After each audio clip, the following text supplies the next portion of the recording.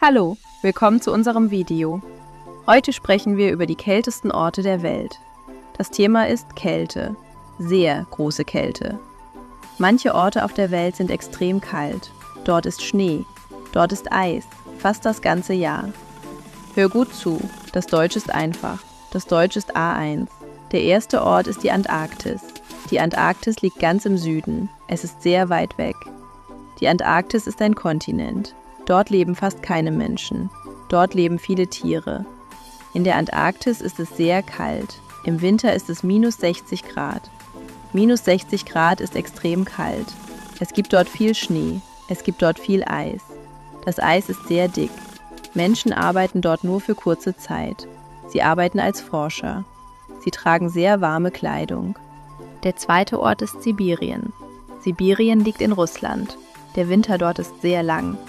Eine bekannte Stadt heißt Oymyakon. Oymyakon ist einer der kältesten Orte der Welt. Im Winter ist es dort minus 70 Grad. Minus 70 Grad ist kaum vorstellbar. Kinder gehen dort zur Schule, auch bei großer Kälte. Das ist sehr interessant. Die Menschen trinken warmen Tee, sie essen warme Suppe, so bleiben sie warm. Der dritte Ort ist Grönland. Grönland liegt im Norden. Es ist sehr kalt. In Grönland gibt es viele Gletscher. Gletscher sind große Eisflächen. Im Winter scheint die Sonne kaum. Manchmal ist es den ganzen Tag dunkel. Die Menschen leben mit Schnee, sie leben mit Eis. Sie kennen die Kälte sehr gut. Warum sind diese Orte so kalt? Die Sonne scheint dort wenig. Im Winter sind die Tage sehr kurz. Die Nächte sind sehr lang. Ohne Sonne wird es sehr kalt. Der Boden friert, das Wasser friert. Was tragen Menschen in sehr kalten Orten?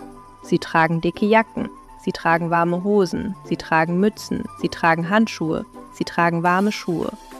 Ohne diese Kleidung ist es gefährlich. Die Kälte kann krank machen. Zusammenfassung: Die kältesten Orte der Welt sind die Antarktis, Sibirien und Grönland. Diese Orte sind sehr kalt, aber sie sind auch sehr interessant. Danke fürs Zuschauen. Bis zum nächsten Video.